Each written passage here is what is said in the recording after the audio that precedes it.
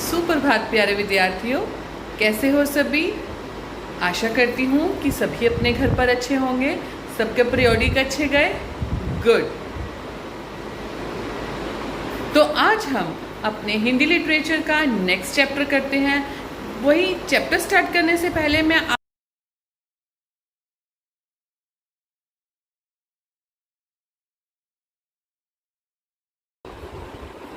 क्या आपको कभी चोट लगी है? चोट लगने पर आपको दर्द भी होता है। फिर आप कहते हो कि नहीं नहीं मम्मा, मेरे तो हैंड में या मेरे पैर में चोट लगी हुई है, मैं ये काम नहीं कर सकता, है ना। आप यही चीजें कहते हो। हमारे छोटे से चोट लगने पर हमें इतना दर्द होता है। क्या आपने कभी सोचा है, जब भगवान जी ने ही कोई ऐसा बच्चा पैदा किया हो जिसके हाथ या पैर नहीं चलते हो, उसको कैसा महसूस होता होगा, उसे कितना दर्द होता होगा, उसको दूसरों को देख के कैसा महसूस होता होगा कि सब इतना अच्छा चल रहे हैं, सब इतना अच्छा कर रहे हैं, पर मैं नहीं, क्यों। तो इसी से ये हमारा जो चैप्टर है इसी से संबंधित है कि कैसे हमारे अगर हाथ या पैर भगवान जी ने नहीं काम करते तो हम उससे निराश ना होकर अपनी जिंदगी में आगे कैसे बढ़ें। तो पढ़ते हैं चैप्टर को, आइए। तो चलिए बेटा, पढ़ते हैं हम अपना चैप्टर नंबर 5। जहाँ चाहा वहाँ रहा। मलमली धोती का बादामी रंग खिला उठा था। किनारों पर कसूती के टांकों से पिरोई हुई बेल थी। पल्लू पर भरवा टांके अपना कमाल दिखा रहे थे। सुनहरे रूपहले बेल बूटों से जान आ गई थी मलमल में। इन बेल बूटों को सजाया था इला सचानी ने, यानी कि जिसकी आप ये तस्वीर देख रहे हो, ये है इला सचानी, जिसके हाथ काम नहीं करते और वो अपना सारे हाथों वाला काम किससे करती है? अपने पैरों से। इला की हिम्मत की अनूठी मिसाल है ये कढ़ाई के नमूने। 26 साल की इला गुजरात के सूरत ज़िले में रहती है।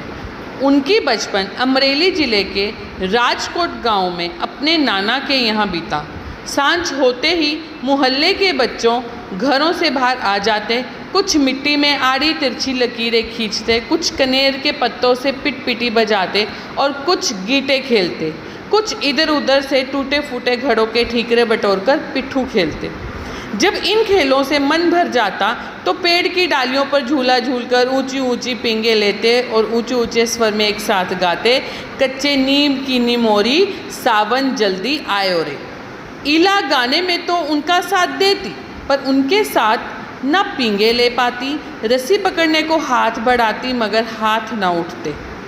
वे चुपचाप एक किनारे में बैठ जाती। मन ही मन सोचती, मैं भी ऐसा क्यों नहीं कर सकती। बच्चे भी चाहते हैं कि इला किसी न किसी तरीके से उनके साथ खेलें। कभी कभार पकड़म पकड़ाई या विषमृत में खेल में शामिल हो जाती थी। साथियों के साथ जमकर दौड़ती, मगर धप्पा करने की बारी आती तो निराश हो जाती, क्योंकि उसमें हाथ की ज़रूरत पड़ती है। हाथ ही नहीं उठेंगे तो थप्पा कैसे देगी। वह बहुत कोशिश करती, पर उसके हाथों ने जैसे उसका साथ ना देने की ठान रखी हो। इला ने अपने हाथों को इस जिद को एक चुनौती माना। उसने वह अपने पैरों से करना सीखा जो हाथों से करते हैं। दाल भात बनाना, दूसरों के बाल बनाना, फर्श बुहारना, कपड़े धोना, तरकारी काटना, यहाँ तक कि तख्ती पर लिखना भी। उसने एक स्कूल में दाखिला ले लिया। दाखिला मिलने में भी उसे परेशानी हुई। कहीं तो उसकी सुरक्षा को लेकर चिंता थी और कहीं उसके काम करने की गति को लेकर। किसी काम को वह इतनी फुर्ती से कर जाती थी कि देखने वाले दंग रह जाते, पर किसी किसी काम में थोड़ी बहुत परेशानी आ ही जाती थी। वह परेशानी के आगे घुटने टेकने वालों में से नहीं थी। उसने 10वीं कक्षा तक पढ़ाई की। वे 10वीं की परीक्षा नहीं कर पाई। इला को यह मालूम ना था कि परीक्षा के लिए उसे अतिरिक्त समय नहीं मिल पाएगा। उसे ऐसे व्यक्ति की सुविधा भी मिल सकती थी कि परीक्षा से उसके लिए लिखने का काम कर सके, यानी कि वो बोलती जाए और उसे एक हेल्पर मिल सकता था जो उसका काम आसान कर देता, वो लिखता जाता। यह जानकारी इला को समय रहते मिल जाती तो शायद वो 10वीं की परीक्षा दे पाती। अच्छा रहता। उसे इस बात का दुख है, पर यहाँ आकर सब कुछ ख़त्म तो नहीं हो जाता ना। उसकी माँ और दादी कशीदाकारी करती थी। वह उन्हें सुई में रेशम पिरोने से लेकर बूटियाँ उकेरते हुए देखती।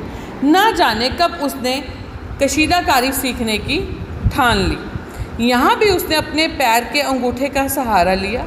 दोनों अंगूठों के बीच सुई थामकर कच्चा रेशम पिरोना कोई आसान काम नहीं है, पर कहते हैं ना, जहाँ चाह वहाँ राह। आपने बचपन में एक कहानी भी सुनी होगी कौआ वाली।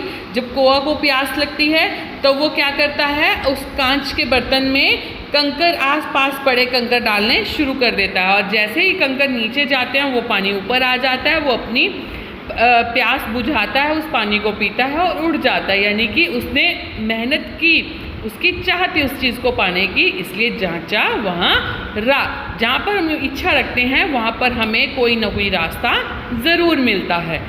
उसके विश्वास और धैर्य से कुदरत को भी झुठला दिया। यानी कि उसने अपने, उसका जो विश्वास और धैर्य था, उसने उससे भगवान कुदरत को भी झुठला दिया कि ये कुछ नहीं कर सकती। अगर हमारे मन में हमारी इच्छा सच्ची है, सही है, तो हम सब कुछ पा सकते हैं, सब कुछ चाह सकते हैं। 15-16 साल के ही होते होते ईला काठियावाड़ी कशीदाकारी में माहिर हो चुकी थी। किस वस्त्र पर किस तरह के नमूने बनाए जाएं, कौन से रंगों से नमूना खिल उठेगा, टांके कौन से लगेंगे, यह सब उसे समझ आ गई थी। एक समय ऐसा भी आया, अब उसके द्वारा काढ़े गए परिधानों की प्रदर्शनी यानी कि एग्जीबिशन लगनी शुरू हो गई। इन परिधानों में काठियावाड़ के साथ लखनऊ और बंगाल की झलक भी रही थी। ईला ने काठियावाड़ टांकों के साथ साथ कई टांके भी इस्तेमाल किए थे। पत्तियों को चिकनकारी से सजाया था, झंडियों को कांथा से उभारा था, पशु पक्षियों की ज्यामितीय आकृतियों को कसूती और जंजीर से उठा रखा था। पारंपरिक डिज़ाइन से यह नवीनता सभी को बहुत भाई। ईला के पांव अब रुकते ही नहीं थे। आंखों में चमक, होठों पर मुस्कान और अनूठा विश्वास लिए एक सुनहरी रूपहली बूटियां उकेरते थकती नहीं थी।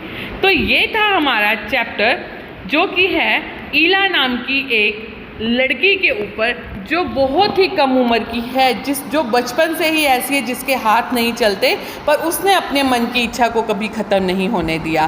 तो इससे हमें यह शिक्षा मिलती है कि हमें भी अपने मन के भावों को ख़त्म नहीं करना चाहिए, बल्कि उसे सही साबित करने की कोशिश करनी चाहिए। तो इसके साथ ही अब हम करेंगे हम आगे कठिन शब्द, वाक्य बनाओ और प्रश्न। Thank you.